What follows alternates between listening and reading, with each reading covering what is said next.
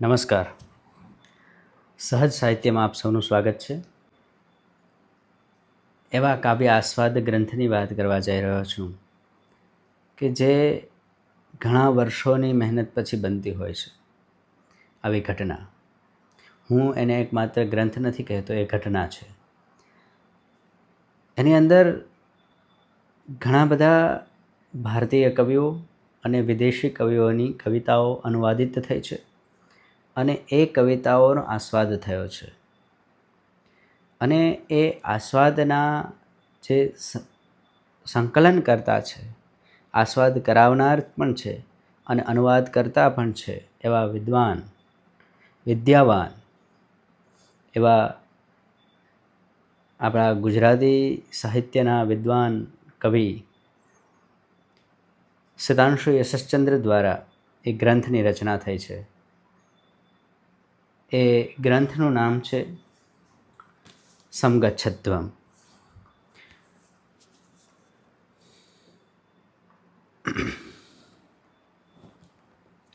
બહુ નિરાતે હું આજે આ પુસ્તક વિશે વાત કરવાનો છું. એટલા માટે કરવાનો છું કે આપણે ત્યાં ગીતો, ગઝલો, અછાંદસ રચનાઓ એટલી બધી લખાય છે. એક નવી પેઢી આપણે ત્યાં આવી રહી છે, પણ ક્યાંક ને ક્યાંક આપણી પાસે કાવ્યશાસ્ત્ર ઘટે છે અને આ ગ્રંથ એની ઉણપ પૂરી પાડે છે. આ ગ્રંથનું નામ છે સમગચ્છધ્વમ. સમગચ્છધ્વમ એટલે સાથે ચાલીએ, સાથે જઈએ, સાથે પ્રવાસ કરીએ. અને સિતાંશુભાઈએ ખૂબ સરસ રીતે આ આખી વાતને, આસ્વાદના કાવ્યોને અને કાવ્યોને લઈને આસ્વાદની રચનાને, આ ગ્રંથની રચનાને અદ્ભુત રીતે લીધી છે. એમણે એક કથા જેવો તંતુ રાખ્યો છે, એમાં કેટલાક પાત્રોને ગોઠવ્યા છે અને પાત્રોના નામ એવા રાખ્યા છે જે કાવ્ય આસ્વાદને અનુરૂપ હોય. દાખલા તરીકે ભાવયત્રી નામની એક વ્યક્તિ છે, તો ભાવયત્રી એ શું છે? ભાવયત્રી શબ્દ ક્યાંથી આવ્યો? સંસ્કૃત કવિ રાજશેખરે જે કાવ્યમીમાંસા નામનું શાસ્ત્ર રચ્યું, તેમાં કવિની પ્રતિભાના એમને 3 અલગ અલગ ભાગો પાડ્યા અને એમાં ત્રીજો ભાગ એટલે ભાવયત્રી, પ્રતિભા. કલ્પના શક્તિ જેમની અદ્ભુત હોય એવો કવિ, એવો એક પાત્ર અહીંયા લીધું છે. એક પાત્ર પોતે સિતાંશુભાઈ, એ સિતાંશુ કરીને લે છે, જેમાં ભાષાની રમત છે. અને ભારત દેશના કવિઓ અને વિશ્વના કવિઓને લઈ અને રચાતી આ કથામાં સિતાંશુ જેવો શબ્દને સિતાંશુ કરવામાં આવ્યો છે. એ કહે છે કે આપણી માતૃભાષાની જે બોલીઓ છે ત્યાં સુધી, તળ સુધી પહોંચવાનું છે આ કાવ્યને લઈને. અને આપણી બોલીઓના જે કવિઓ છે અથવા તો ત્યાંની જે કવિતાઓ છે તેને આપણે ઉડ્ડયન આપવાનું છે. એમાં એક પેરાગ્લાઇડિંગ આવે છે અને જે પ્રદેશના કવિઓ આવે છે ત્યાં આ જે લીડર છે, ગ્રુપ લીડર, એ બધા એને સાથે લઈ અને જાય છે, ઉડે છે આકાશમાં. અને પછી એમ થાય છે કે આપણે આયર્લેન્ડના કવિ પાસે જઈએ, કે આપણે અફઘાનિસ્તાનના કવિ પાસે જઈએ, કે આપણે ચીનના કવિ પાસે જઈએ. એમ કરી અને ત્યાં એ પેરાશૂટને નીચે ઉતારે છે. મૂળતઃ તો આ એક જીદ છે કે મારી ભાષાનો કવિ આવું સરસ મજાનું અધ્યયન કરે અને પછી એની જે સ્વકીય પ્રતિભા છે એ સ્વકીય પ્રતિભાને એક નવો આયામ આપે. કોઈ પણ સર્જનાત્મક બાબત આલેખવી એ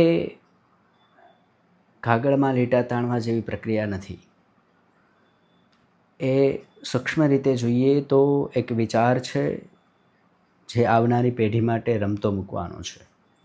અને ત્યારે ન માત્ર કવિ, લેખક અને પ્રકાશક બંનેની જવાબદારી છે કે આ વાતને તેઓ એક ઊંચાઈ સુધી લઈ જાય અને આવનારી પેઢી સુધી મૂકે. આજે છપાય અને કાલે પસ્તી બની જાય એવું સાહિત્ય કદાચ ક્ષણવારની ક્રાંતિ જન્માવી શકે અથવા તો તખ્તા પલટ કરી શકે, પરંતુ પેઢીની જે પ્રતિભા છે, સર્જનાત્મક પ્રતિભા, એમને સમારવાનું કામ, એને સમાર્જન કરવાનું કામ, એમને શણગારવાનું કામ એ આવું અધ્યયન આપે છે. સમગચ્છધ્વમ એ એક એવો ગ્રંથ છે. એમાં નીચે ટાઇટલ આપ્યું છે કે આજના જગતની કવિતામાં સહુની સહિયારી તોય એક એકની પોતાની સફર. થોડું કાવ્યાત્મક સબટાઇટલ છે પણ ગમ્યું છે. બરાબર. વિદગ્ધજી છે એક પાત્ર તરીકે, તો વિદગ્ધજી છે એ શબ્દ પણ વિદગ્ધ જે વિશિષ્ટ રીતે દાઝેલો છે. એને કશું, જો કવિઓમાં પણ પ્રકાર હોય છે, અમુક કવિઓ એ કલ્પના રમતી મૂકે છે આપણા બધા વચ્ચે. ગુજરાતી સાહિત્યમાં જેમનું નામ આપવું હોય તો આપણે આપી શકીએ હરીન્દ્ર દવે હોય કે સુરેશ દલાલ હોય કે કવિકાંત હોય કે કલાપી હોય. એ વિદગ્ધ તો છે જ, પણ એમને હું કલ્પનામાં મૂકી શકું મારી દૃષ્ટિએ. એટલે કાવ્ય સાપેક્ષ છે. દરેક કવિ કંઈ એક સરખું લખતો નથી હોતો. કાવ્ય કવિ પણ બદલતો જતો હોય છે એવી મારી માન્યતા છે. કારણ કે કવિતા એ કવિને જોઈને નથી આવતી, અથવા તો કવિએ જે નિયમો બનાવ્યા છે એના ઉપરથી કવિતા થતી નથી. એટલે આ બધા કવિઓ છે રંગદર્શી કવિઓ છે, ભાવયત્રી પ્રતિભાવાળા કવિઓ છે. જ્યારે વિદગ્ધ કવિઓ એ છે કે જે સમાજના તંત્રના ઢાંચાને ક્ષમ્ય ન કરી શકતા હોય, સહન ન કરી શકતા હોય અને એક ચિત્કાર રૂપે કવિતાઓ લખાતી હોય. ક્યાંય કશે અન્યાય થતો હોય, અસત્ય થતું હોય, એની સામે પડવા માટે કવિતાઓ થતી હોય, તો આ વિદગ્ધ કવિઓ છે. એવી રીતે ઘણા બધા નામ આની અંદર આવે છે અને એ રીતે શીતાંશુભાઈ છે એ બધાને આપણને બધાને એના પોતાના ગ્રુપ સાથે આપણને પણ પરિચય કરાવે છે.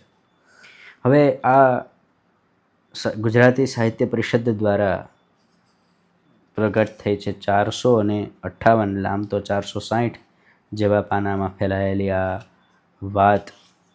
અને આ આસ્વાદ લેખોની શરૂઆત કરું ત્યારે શીતાંશુ યશસ્ચંદ્ર વિશે જો મારે વાત કરવી હોય તો બસ ફક્ત એટલું કહી શકાય કે ગુજરાતની અંદર ગુજરાતી ભાષામાં લખતા એક એવા કવિ જેમની કવિતાઓની નોંધ આવનારા સમયમાં ભારતે અને વિશ્વએ લેવી પડશે, લઈ રહ્યું છે અને છતાં હજુ વધુ ધ્યાનપૂર્વક લેવી પડશે. શીતાંશુભાઈ આટલા વિશાળ વાંચનમાંથી પસાર થાય છે અને ભાવન કરે છે કવિતાઓનું, એટલે એમને પસંદ કરેલી કવિતાઓ એક કક્ષાની હશે એવું આપણે માની જ લેવું પડે, કારણ કે વિદ્યાવાન છે. નિરક્ષેરનો ન્યાય, શ્રેય અને પ્રેયનો ન્યાય એ એમને સુપેરે ખ્યાલ છે. અને એટલે આમાંની ઘણી કવિતાઓ મને મારી દૃષ્ટિએ, મારી કદાચ ટૂંકી બુદ્ધિ હોય કવિતાને સમજવામાં, તો એવી રચનાઓ એવી પણ છે કે જે કદાચ આમાં લેવી કેટલી વ્યાજબી હશે એવો પ્રશ્ન મને થયો. પણ આસ્વાદ જે થયો છે એ ખૂબ જ સરસ થયો છે. વિદેશની કવિતાઓ અને દેશની કવિતાઓના ઇતિહાસમાંથી વાચક પ્રસાર થાય છે. એટલે આ જે ગ્રંથ છે એ ગ્રંથને ગીતા માનીને પણ કદાચ કેટલા બધા લોકોએ જે સર્જન કરી રહ્યા છે, ખાસ કરીને કાવ્ય સર્જન કરી રહ્યા છે, એ લોકોએ વાંચવું રહ્યું. અને એમાં હવે આપણે આગળ એક કવિતાઓ લઈએ અને કવિતાઓ દ્વારા આપણે આગળ કામ કરીએ. આમાં ઘણા બધા વિભાગો છે અને એ વિભાગો ઉપર કામ થયું છે. એ બધામાં મારે નથી પડવું. હું અહીં કવિતાઓ લઈ અને આવ્યો છું અને મારે એ કવિતાઓ પણ પૂરી આપને નથી કહેવી, કારણ કે એ કવિતાઓ પૂરી કહીશ તો આપ કદાચ મારી દૃષ્ટિએ એ કાવ્યને સમજશો. પણ હું તો એમ કહું કે હું અહીંયા કેટલાક રંગછાટણા આપની સામે મૂકું છું અને એમાંથી આપને કશુંક નવું સાંપડે અને આપ આ પુસ્તક સુધી જાઓ.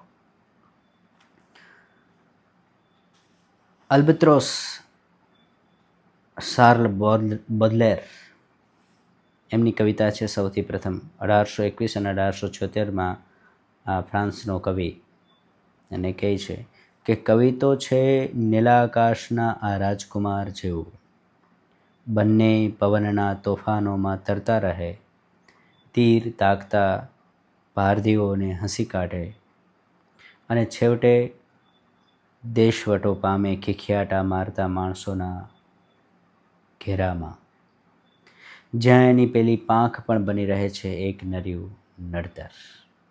કવિ કોણ છે? કેટલી સરસ વાત. આને મમળાવ્યા કરશો તો ખ્યાલ આવશે. કોણ રાજકુમાર, કઈ પાંખ, ક્યાં લોકો, કેના ઘેરામાં? આ બધા પ્રશ્નો થશે તો એક નવો આયામ તમને કવિતા રચવામાં પણ મળશે, એવું મારું માનવું છે. એવો જ એક કવિ કોલસો નામે કવિતા લઈને આવે છે અને એ કવિ છે ઓડ્રી લોર્ડ. અને એમની સમગ્ર કવિતામાં એનો અનુવાદ પણ સિતાંશુભાઈએ કર્યો છે અને એમાં છેલ્લે 2 પંક્તિઓ મને અદ્ભુત ગમી છે કે પ્રેમ ઉપર કવિતાઓ થાય, વિશ્વકક્ષાની કવિતાઓ થાય અને એ ચવાયેલો વિષય લાગે, પણ દરેકને પ્રેમ વિશે જોવાનો નજરિયો કંઈક જુદો હોય છે. એમાં આ લખે છે ઓડ્રી લોર્ડ કે પ્રેમ એક એવો શબ્દ છે જે વળી એક અલગ પ્રકારના બહાર આવવું છે. એક હીરો જે રીતે તેજની ઝાળ સોતો બહાર આવે છે, એ હીરો જે રીતે, જો ઝાળ શબ્દ અહીંયા પ્રયોજ્યો છે. અનુવાદમાં પણ કેટલી ગુજરાતી શબ્દોની કુમાશ આપણને જોઈ શકાય. એ મને ગમ્યું. અનુવાદ પણ એટલો સુદૃઢ થયો છે. આર્મેનિયન ભાષા આર્મેનિય પ્રજાનું પોતીકું ઘર છે, આવું કહેનારો મોશેક ઇશખાન.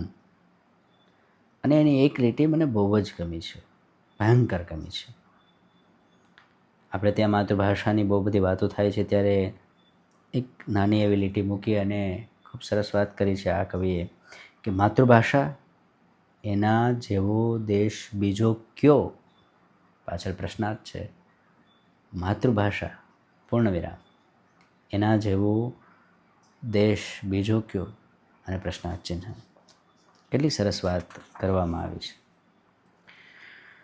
હવે આ અલગ અલગ પ્રદેશોના કવિઓની સાથે સાથે મરાઠી કવિ દિલીપ ચિત્રેના 3 કાવ્યો આમાં લેવામાં આવ્યા છે. એમાં પહેલાં કાવ્ય કવિનું મૌન, અને એમાં મૌનની મહિમા, કવિના મૌનની મહિમા કરતી પંક્તિઓ છે, એ પણ સાંભળવા જેવી છે અને તમે અટકી જશો.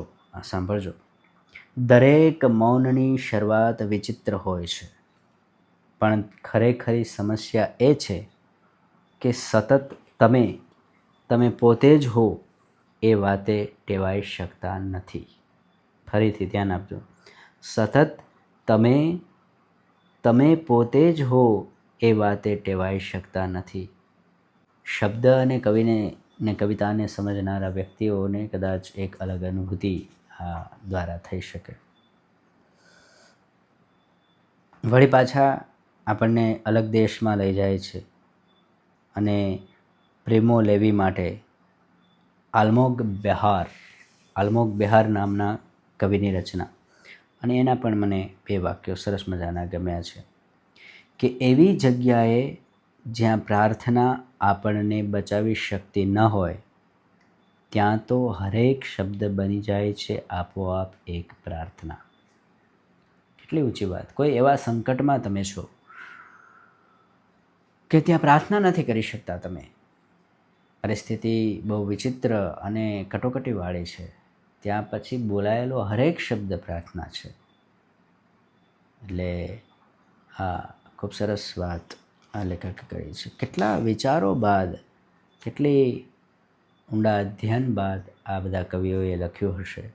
અને અનુવાદ જુઓ કે આપણી ભાષામાં આપણે વાંચતા હોઈએ અથવા તો આપણી ભાષાનું જ્ઞાન મેળવતા હોઈએ કવિતામાંથી, એવું લાગે આપણને. કવિતાની કલા વિશે નોંધ.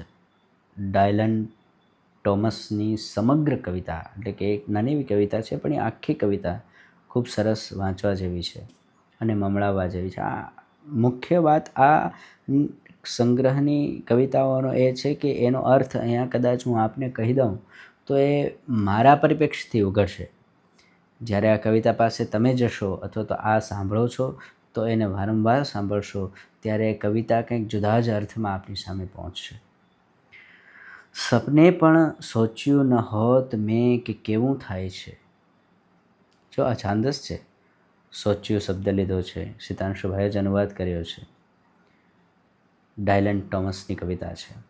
સપને પણ સોચ્યું ન હોત મેં કે કેવું કેવું થાય છે પુસ્તકોના બે પુઠ્ઠા વચ્ચેની દુનિયામાં. આટલી આંધીઓ, રેતીના વાવંટોળ અને બર્ફીલી તેજ હવાઓ શબ્દોની એક ધક્કે ઉથલાવી પાડે એવી શાંતિ અને આવા પ્રચંડ અટ્ટહાસ્ય, આવા અને આટલા બધા આંધળા ભીત કરી મૂકે એવા અજવાળા. છલકતા જતા હોય પાનાના પાના પર ક્યાંય ને સુધી, ને કોટી કોટી ટુકડાઓમાં જે બધા જ હોય વળી શબ્દો શબ્દો શબ્દો, ને એમાંનો પ્રત્યેક પાછો હોય પૂર્ણપણે જીવંત હંમેશ માટે નિજ આનંદ, નિજ ખ્યાતિ, નિજ વૈચિત્ર્ય, નિજ આલોકની સૃષ્ટિમાં. ઘણું વિચારવું પડશે. એટલે આ બે પુઠ્ઠા વચ્ચેની દુનિયા છે એ શું છે? બર્ફીલી તેજ હવાઓ છે, ધક્કે ઉથલાવેલી શાંતિ છે, કે અંધારું છે, કે અજવાળું છે? આ કવિ શોધી રહ્યા છે અને એ શોધ જ આપણી એક સફર, એક યાત્રા બનાવે છે. બંગાળી કવિતા એક આદર્શ છોકરો, એ પણ ખૂબ સરસ કવિતા બની છે અને એ પણ વાંચવા જેવી છે. એવી જ રીતે હિન્દી કવિ સુદામા પાંડે, ધુમિલની કવિતા મોચીરામ, એ પણ ખૂબ સુંદર બની છે. અફઘાનિસ્તાનના કવિ છે, નામ છે મોહમ્મદ અફસર રાહબીન. સરસ મજાની કવિતા રચે છે. સુનામી. કોઈએ ફોડ ન પાડ્યો કે કયા આતંકવાદી સંગઠને સાગરના પેટાળમાં મોટો બોમ્બ વિસ્ફોટ કર્યો. બસ એક જબરજસ્ત દરિયાઈ મગરમચ્છ ડાચું ફાડતો ધસી આવ્યો ને ઘસડી ગયો અમારા આખાએ કાંઠાને. બહુ બધા અધ્યાસો છે ઇન્ટરનેશનલ પોલિટિક, આંતરરાષ્ટ્રીય રાજકારણના. આમાં પ્રતીકો વપરાયા છે. કોઈને યુદ્ધ નથી ગમતું, કોઈને સતત તાણની પરિસ્થિતિમાં રહેવું ગમતું નથી, તો ત્યાં પણ એક સંવેદનાઓ છે, ત્યાં પણ કવિઓ છે અફઘાનિસ્તાનમાં અને એ રચે છે અને પોતાની જે વેદના છે એ વ્યક્ત કરે છે. આ મગરમચ્છ કોણ એ તમે જ તમારી રીતે હિસાબ કરજો.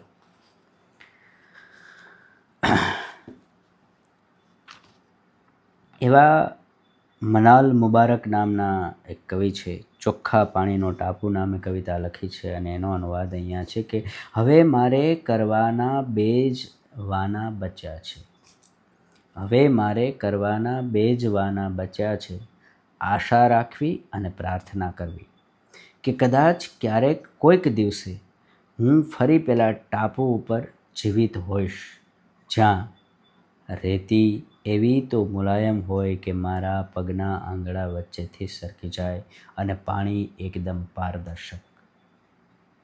W.H. ઓડન, સપ્ટેમ્બર 9, 1939 કવિતાનું નામ છે. આખી કવિતા સરસ છે. જોઈએ. મારી પાસે છે બસ એક આ અવાજ, ગડી કરીને મૂકેલા અસત્યોને ખોલી બતાવવા માટે કામ લાગે એવું. આજના નવા સવા રાજકારણીઓએ આ કવિતાને ગાંઠે બાંધવી જોઈએ કે મારી પાસે છે બસ એક આ અવાજ, ગડી કરીને મૂકેલા અસત્યોને ખોલી બતાવવા માટે કામ લાગે એવું.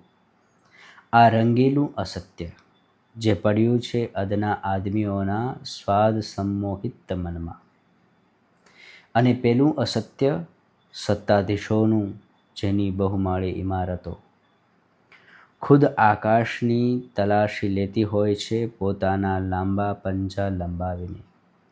રાજ્ય જેવી કોઈ ચીજ હોતી જ નથી હકીકતે,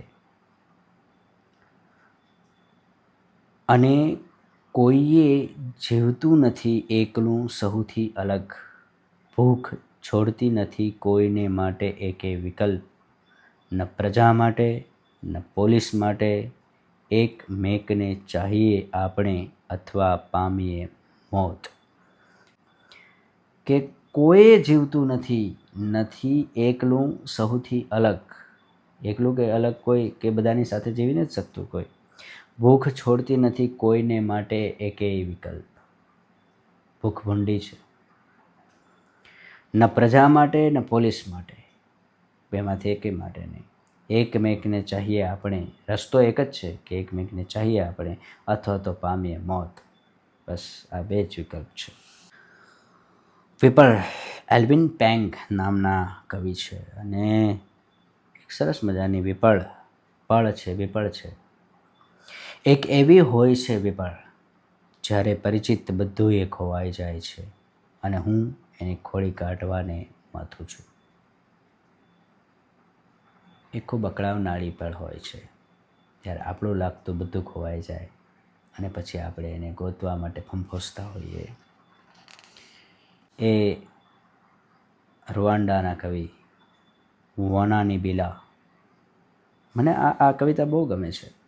આજે કાંતારા ફિલ્મ રજૂ થાય છે. શું કામ? એ સર્જકને એની માટી સાથે પ્રેમ છે, એના જંગલો સાથે પ્રેમ છે. લોકોને ગમે છે શું કામ? કારણ કે આપણે છોડી ચૂક્યા છે. આપણે ક્યાંક ને ક્યાંક એનાથી દૂર ચાલ્યા ગયા છે. હવે આપણી પાસે રસ્તો નથી, અને ત્યારે કોઈ આવું કામ ઇંગિત કરે ત્યારે આપણને ખૂબ મજા આવે છે કે ઓહ, આ તો સદીઓ અને વર્ષો પહેલાંની વાત છે. અહીંયા પણ વોનાની બિલા નામના કવિ છે કે મને પ્રેમ આપ રુવાંડા. એણે તો પોતાના દેશ, પોતાની માતૃભૂમિ, પોતાના પ્રદેશની જમીનને, એના જંગલને, એના પશુ પક્ષીઓને, એના લોકોને, એની લોક સંસ્કૃતિને ઉદ્દેશીને આ કવિતા લખી છે. પણ ક્યારેક આપણે આ રીતે આપણી પૃથ્વીને પણ કહેવું પડશે, મને પ્રેમ આપ રુવાંડા. મારા દિલને જરી આરામ આપતા ફૂલો એ હજીએ ખીલેલા છે. મધમાખો મધ એકઠા કરે છે, અરે ઢોરા પણ જન્મ આપે છે હજી વાછરડાને. હું તો થાક્યો વેરઝેરથી, ઉદ્ધતાઈથી, મારી તો ભૂખ જ જાણે મરી ગઈ છે એ બધાને લીધે. દિવસ ને રાત આફ્રિકાનો પેલો ઉલુલુલુ કરતો અવાજ તો સંભળાતો જ નથી. મૂળ સંસ્કૃતિ વિખાઈ ગઈ છે. પડઘા જ પડ્યા કરે છે, બોમ્બ ધડાકાના ને તોપ ધડાકાના. સંસ્કૃતિ, માણસનો પ્રેમ વિલુપ્ત થાય છે અને ધડાકાઓ સંભળાય છે. મારું હૈયું આમ તો છે શાંત આફ્રિકા, પણ એમાં એક જાણે કાણું પડી ગયું છે. તીડો આવ્યાનું અને દુકાળ પડ્યાનું. થાકી ગયું છે આ હૈયું, આ મોજા ઉપર મોજા આવે છે લોહી વહ્યાના. થાક્યો હું તો જોઈને લથડિયા લઈ પડતા લોકોને. ભૂખ્યા બૂઢું લોક ઊભું નદી વચાળ. થાકી ગયો છું રુવાંડા, પ્રેમ આપ. ખૂબ સુદીર્ઘ લાંબી કવિતા છે, અને રુવાંડાની એક એક વાત એણે રજૂ કરી છે, એની કરુણાંતિકા રજૂ કરી છે. અને છેલ્લે કહે છે કે આપણી આ લડત એ શું એક સ્ત્રી નથી ભર્યા થાનેલાવાળી? આ લડત છે એક સ્ત્રી છે, અને એ માતાનું સ્વરૂપ છે. એ આપણને ક્યારેક ફરીથી પાછા પોષિત કરશે, ફરીથી પાછા આપણને માનવીય બનાવશે. એ પૃથ્વી જ કરી શકશે. એ આપણા બધાની માતા છે. ભાષા, પ્રકૃતિ, દેહ અને મરણની સીમાઓ વિશે 4 કાવ્યો આલેઝાન્દ્રા પિઝાર્નિક આર્જેન્ટિનાના કવિ છે અને એમની આ રચનાઓ ખૂબ સરસ છે, વાંચવા જેવી છે. નાની નાની કવિતાઓ તાનકા ટાઈપની છે, પણ આપણે કેટલીક કવિતાઓ જોઈએ કે પ્રેમીઓ જાણે કોઈ ફૂલ, રાતથી ન ખાસ દૂર, મારું મૂંગું શરીર ઝાકળ માટે અને તેની નાજુક તાકીદ માટે ઉઘડે છે. તારું નામકરણ. તારું નામકરણ તારા અભાવની કવિતા નહીં. તારું નામકરણ તારા અભાવની કવિતા નહીં, માત્ર એક ચિત્ર, દિવાલની એક તડ, હવામાં રહેલું કંઈક, એક કડવો સ્વાદ. લીલું સ્વર્ગ. અજાણી હું હતી દૂરના પ્રકાશોની નજીક, ત્યારે મેં સંઘરી રાખેલા શુદ્ધ શબ્દો નવા મૌન રચવા. બહુ સરસ વાત કરી છે. લીલું સ્વર્ગ, અજાણી હું હતી દૂર પ્રકાશોની નજીક. હવે મહત્ત્વનું છે કે ત્યાં મેં સંઘરી રાખેલા શુદ્ધ શબ્દો. એ શબ્દો શા માટે સંઘરી રાખ્યા હતા? તો કે નવા મૌન રચવા. કવિનું મૌન આગળ જોયું આપણે પહેલાં, અને આ શબ્દો એ માટે સંગ્રહે છે કે મૌન રચી શકાય. કવિતા ત્યારે જ થાય જ્યારે શબ્દોને લઈને તમે એક ખૂણા ઉપર મૌન બેસી જાઓ અને પછી સ્મરણો અને સ્મરણોના પરે એક દુનિયા આવે. કવિતા લખનારા લોકો સૌથી પહેલાં પોતાની એક કેથાર્સિસ લખતા હોય છે, પછી ધીરે ધીરે એના સ્મરણો લખતા હોય છે, પછી બાળપણના હોય કે ઉંમરના કોઈ પડાવે થયેલો એક સુખદ કે દુઃખદ અનુભવ હોય. પણ આ બધાથી પર થઈ અને જ્યારે એક યુનિવર્સલ વિચાર, એક વૈશ્વિક વિચાર, એક વૈશ્વિક ચેતના સાથે, એક વૈશ્વિક શબ્દ સાથે તમારી સામે આવે છે, ત્યારે એ તમારા કેટલા બધા મૌનના રિયાઝ પછી આવે છે. કવિતા એ મૌનનો રિયાઝ છે. અને ત્યાર પછી ચાંદની, હો ચી મિન. મને આ કવિ બહુ ગમ્યા છે, સુંદર કવિતા છે. તું અને હું, આપણે બંને પૂરેપૂરા સંકળાયેલા એક ધ્રુવ સત્ય. સ્પષ્ટતાની કોઈ વજૂદ નથી. તારી અસ્મિતા તારા હૃદયમાં ફૂલો ખીલવે, જેથી હું સુંદર રહી શકું. મારી ચેતના અંતરના કચરાને ફગાવી દે. આપણે કઈ રીતે બે જોડાયેલા છે? તો કે તારી અસ્મિતા તારા હૃદયમાં ફૂલો ખીલવે, જેથી હું સુંદર રહી શકું, અને મારી ચેતના અંતરના કચરાને ફગાવી દે, જેથી તને કોઈ યાતના ના થાય. હું તારો અને તું મારો આધાર સ્તંભ. મારા વતી તને શાંતિ મળે, તારી વતી મને આનંદ મળે. આહા હા હા. અરુણા દેસાઈ શર્મા નામના કવયત્રી છે જેમને આ રચના અનુવાદિત કરી છે, એટલે એમને પણ યાદ કરીએ. ફરીથી આ કવિતાઓ જો કે પ્રેમની કેટલી ઉચ્ચ અવસ્થા, એક યારાનાની કેટલી ઉચ્ચ અવસ્થા અહીંયા રજૂ થઈ છે કે તું અને હું, આપણે બંને પૂરેપૂરા સંકળાયેલા આ એક ધ્રુવ સત્ય. સ્પષ્ટતાની કોઈ વજૂદ નથી.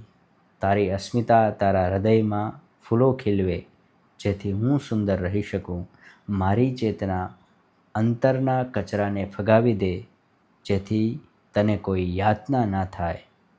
હું તારો અને તું મારો આધાર સ્તંભ. મારા વતી તને શાંતિ મળે, અને તારી વતી મને આનંદ મળે. સુંદર પ્રેમની રજૂઆત. આને કહેવાય વૈશ્વિક પ્રેમના સ્પર્શની અનુભૂતિ શબ્દ દ્વારા કઈ રીતે લાવી શકાય, એ આ છે. અને આ પ્રેમ કવિતા સાથે જ આપણો ધીરે ધીરે વાત પૂર્ણ થવાને આવે છે. અને છેલ્લે વોલેસ સ્ટીવન્સની એક રચના સિતાંશુભાઈએ તો આરંભમાં પ્રસ્તાવનામાં મૂકી છે, પણ હું છેલ્લે એમને મૂકી અને મારી વાત પૂરી કરીશ કે ઘર હતું શાંત અને જગત પ્રશાંત. વાચક બની ગયો પુસ્તક, અને ઉનાળાની એ રાત એ પુસ્તકના સભાન અસ્તિત્વ સમી હતી. ઘર હતું શાંત અને જગત પ્રશાંત. અને આવી પ્રશાંત કવિતાઓ શાંત કરીને અશાંત પણ આપણને કરી દે, કેટલાક વિચારો આપણને અશાંત કરી દે એવી કવિતાઓ પણ આમાં છે, અને કેટલીક કવિતાઓ આપણને શાંત કરી દે એવા વિચારો પણ આમાં છે, એવી કવિતાઓ પણ આમાં છે. અને જે આસ્વાદો છે એ કવિતાને સમજતા સમજતા આપણને પ્રશાંત કરી દે એવી કવિતાઓ પણ, એવા આસ્વાદો અને એવી ભાષા આસ્વાદની આમાં છે. તો ચાલો એક સરસ મજાની વાત આપણે કરી અને સમ ગચ્છત ધૂમ સુધી પહોંચ્યા. તમે અહીં સુધી મારી સાથે આવ્યા આ સમ ગચ્છત ધ્વમના સહારે સહારે, એ બદલ આપ સૌનો આભાર. અને સહજ સાહિત્ય વતી હું આપને એમ પણ જણાવીશ કે આ ગ્રંથ જેમને પણ સર્જન કરવું છે એક વખત આ ગ્રંથમાંથી જરૂર પસાર થવું જોઈએ. ખૂબ સુંદર રીતે અને ઘણી મહેનત બાદ શીતાંશુભાઈએ આ ગ્રંથ તૈયાર કર્યો છે અને એનો અમને ખૂબ આનંદ છે. શીતાંશુભાઈને પણ અભિનંદન અને આભાર કે એમની આ અનુવાદિત કવિતાઓનો અમે આવી રીતે આસ્વાદ કરી શક્યા.